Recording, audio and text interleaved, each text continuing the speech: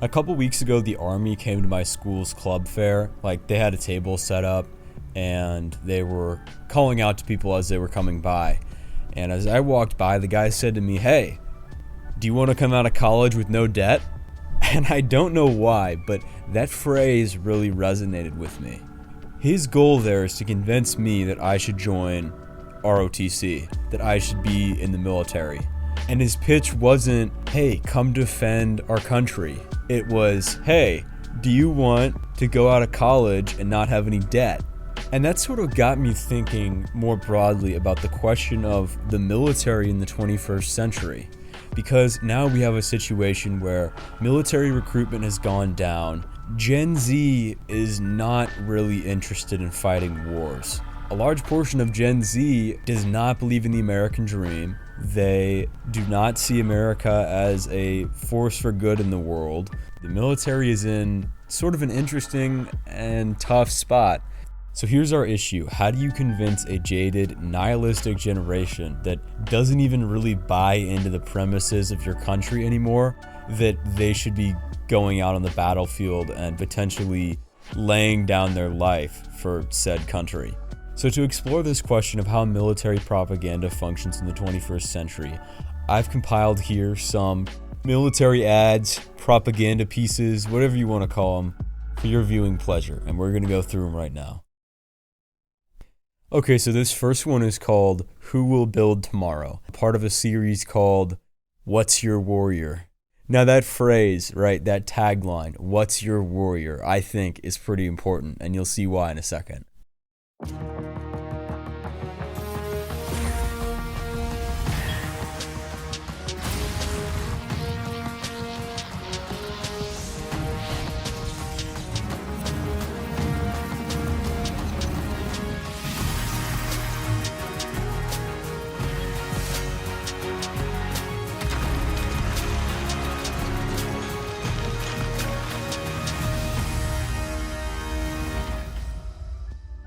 This commercial is really interesting to me because it basically has like the tone of the character select screen for Call of Duty.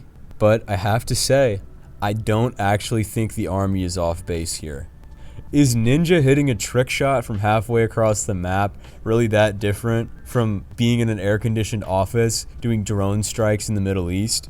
I mean, yeah, obviously it is, but you know what I mean. In the future, the best soldiers will be gamers. Also, they got the doctor in here, they got the hacker, they even got the chef in here.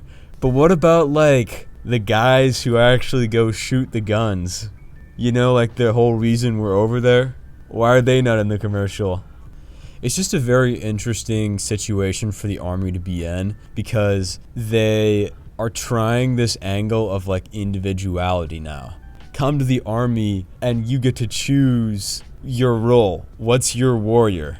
And like I assume that's why they didn't just say like, "Who's your warrior?" The guy who's digging ditches all day. This theme of individuality and choice is going to be important, by the way, so keep an eye out for that. Okay, so that's one approach, right? These commercials that are basically just pretending like the Army is just being in Fortnite, you know? Casually squatting up with your boys, heading over to like Iraq or Djibouti, catching a quick dub, and then get home before your nugs get cold, dude. That's the American dream. Obviously it's not like that, but you know, they just got to get you in the door. So that's one approach, making the military seem like some sort of like fake, casual video game type thing. But the other approach that I've been seeing is actually the opposite. And that is to make it seem like it's some sort of like meaningful, personal journey. This next one's a banger. It's from a series of Army propaganda pieces called The Calling, which is basically like an animated short story where different Army members tell their story and their journey to joining the Army. Very cute. This one comes from a girl called Emma. People are very mad about this one. You'll see why in a second. Basically every video that I went to like pull all these clips were talking about this specific ad.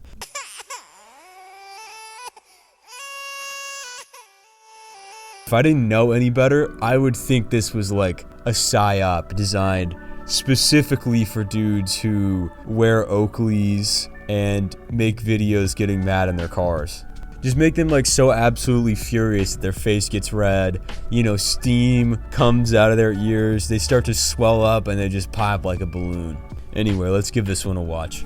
This is the story of a soldier who operates your nation's Patriot missile defense systems.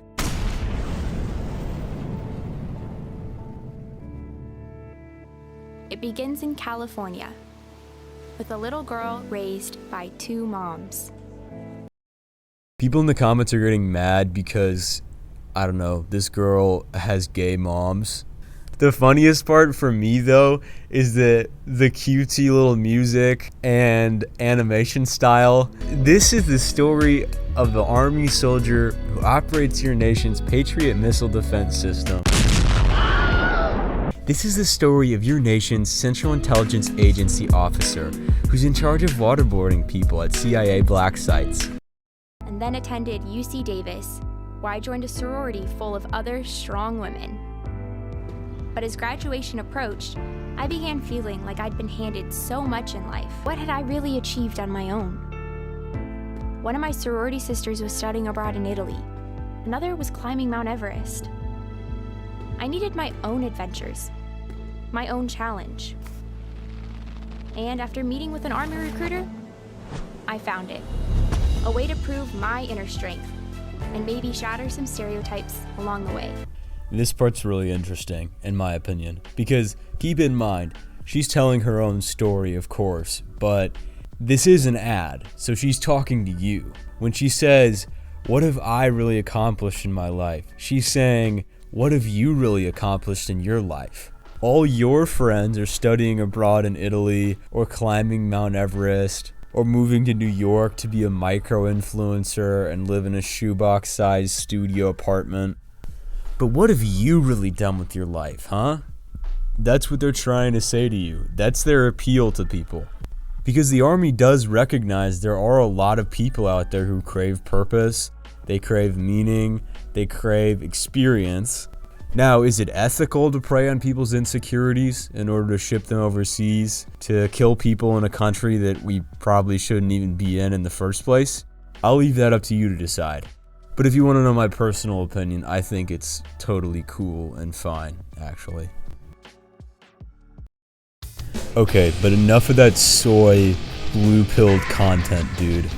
It's time to exit Plato's cave into the harsh light of reality. Take the red pill with me. But I have to warn you, this next part is for gamers only. What I have for you is an ad put out by the Marine Corps called The Battle to Belong. Searching for meaning in a relentless world. Always connected, but somehow alone.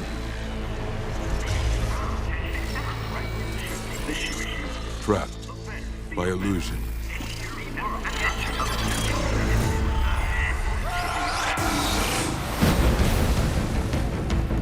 We offer another path, united by purpose.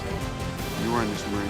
What it means to be among the few, the proud, the Marines. This one's really interesting to me because it seems on its face to actually be sort of countercultural, to actually be sort of radical and subversive, because it actually recognizes the condition that a lot of people find themselves in today, which is a world that is overstimulated, brightly lit, and yet absolutely devoid of any actual substance or soul or art or humanity. It accurately diagnoses the problem. But how does our doomer protagonist escape this neon hell? He becomes a Marine, and that's the funny part. This ad fully recognizes the problems that people face in modern society and then turns around and asks you to fight for the force that is seeking to uphold that same system. So while this ad's premises might be kind of bogus, I think it's still an effective piece of propaganda. The military recognizes that people today want meaning in their lives. They want purpose and they want community. So that's why I think it's ridiculous that people in the comments of this video are comparing it to the last video we just watched, saying, this is way better, this is what I support, when it is literally just the same ad but for different people. Again, this goes back to the theme of individuality. These ads are about what can you get out of the experience of being in the military. Military ads didn't used to have to do that. Military propaganda used to be pretty simple. Defend your country and fight this enemy. To round out this section, I've selected an ad that is actually not from the USA. This one's from Russia. I had a hard time finding a translation, so I'm just gonna go off of some guy in the YouTube comments. Whoever this guy is, I'm trusting you. Не волнует. Теперь важно то, кем ты будешь сегодня. Что ты знаешь о себе? На что ты способен? Вопрос ломать себя до изнеможения. Каждый день здесь боль закаляет. Вернуться назад победителем. Потому что завтра первый день твоей новой жизни. See, again, this ad has almost nothing to do with the military. You would think this was just like a self-improvement course. But the Russian army, I guess, is appealing to, Sigma males on their grind, trying to better themselves. And again, there's people in the comments talking about how much better this ad is. They're functionally identical. The message is the same. Being in the military will make you a better person. This is a good, smart choice for your life. This actually reminds me of a really interesting book that I came across called Society of the Spectacle. The author talks about the decline of social life from being into having and finally into merely appearing. What these ads are selling is an aesthetic when you drill down to it. The girl from the cartoon can impress all her sorority sisters by girl bossing all over the Middle East. The doomer who wants a break from the ads can, get jacked so he can go back to posting. And the Russians can go prove their masculinity by taking cold showers and working out with chains in Siberia. It's selling the idea of accomplishment to that girl. It's selling the idea of meaning to the guy on the street, and it's selling the idea of masculinity and accomplishment to the Russian. The subtext of all of these ads is being in the army is good for you. So all of these are an interesting snapshot of military recruiting strategy in the early 21st century. But now the question becomes, where do we go from here? What will recruitment ads look like in 20 or 30 years? Well, as I said earlier, I think the future belongs to the gamers. With the US having dwindling commitments in the Middle East, it's pretty clear that we're going to need less and less boots on the ground as the years go by, which is good for the army for several reasons. First of all, it'll save a lot of money. Second of all, it's better for PR. Sending Americans home in caskets, having stories leaked to the media about what our soldiers are doing over there, and having to logistically keep track of everything is a pretty big headache. Much better to just have a small team of people in air-conditioned trailers somewhere in Virginia or Texas, piloting drones on the other side of the planet, doing targeted strikes on, schools, hospitals, other strategic targets. Combine air support from drones with a few small teams of highly trained, highly motivated operatives, and combine that with a robust intelligence apparatus that's capable of whipping up local support in order to meet whatever needs the military has at that moment, and you have a recipe for imperial dominance for decades to come.